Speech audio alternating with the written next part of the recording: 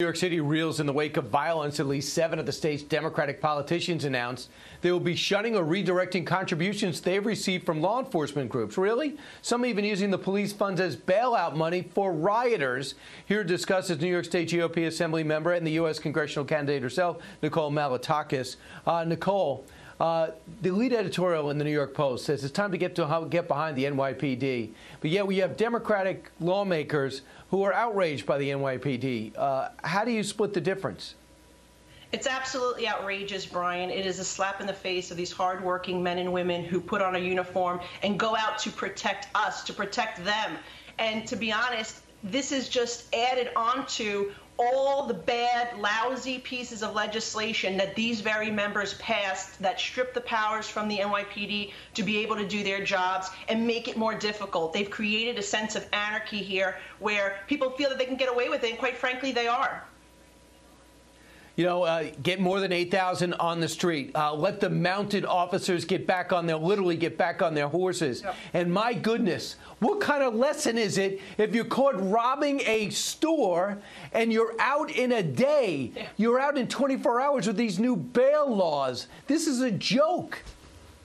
Yeah, and when you look at the crimes that are eligible for release without bail, you're talking about rioting, assault, hitting an individual with your car, burglary, robbery, grand larceny, arson. These crimes are these policies are the very ones that those legislators voted for, and then to hear the governor blaming the NYPD that they're not doing a good job after he and the mayor and all these legislators have stripped their ability to enforce the law is completely outrageous, and it has to stop. And it's being really pushed even further to the left by people like Alexandria Ocasio-Cortez, who have infiltrated New York government, and these members are scared. They have primaries coming up at the last week of this month, and they're afraid of their own shadow, and so they're moving more and more to the left to appease this socialist, anarchist base.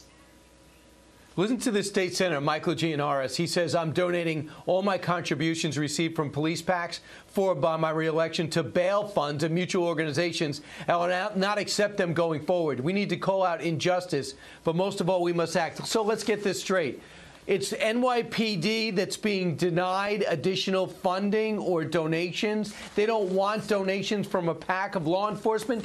Who do you think is going to bring back order to the streets? Them? Yeah, well, the thing is that, the state legislators as well as our federal representatives, they're all saying the same thing. They all stay quiet when the governor's parole board releases our cop killers. They are all pushing to release criminals over the age of 50, even if they've been convicted of murder and rape.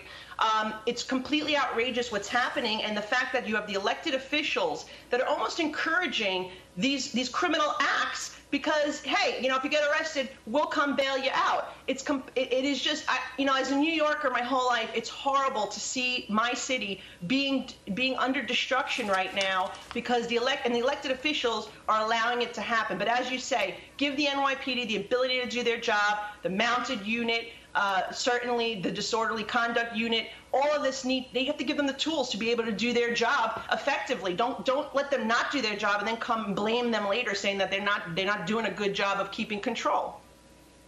And Commissioner Shea can do the job. He's got to be empowered to do it. He can't be hamstrung by a terrible mayor. And lastly, the only reason we don't have National Guard is because President Trump wants it. They want the opposite of whatever President Trump wants, and we all pay the price. Thanks, Nicole. Appreciate it. Thank you.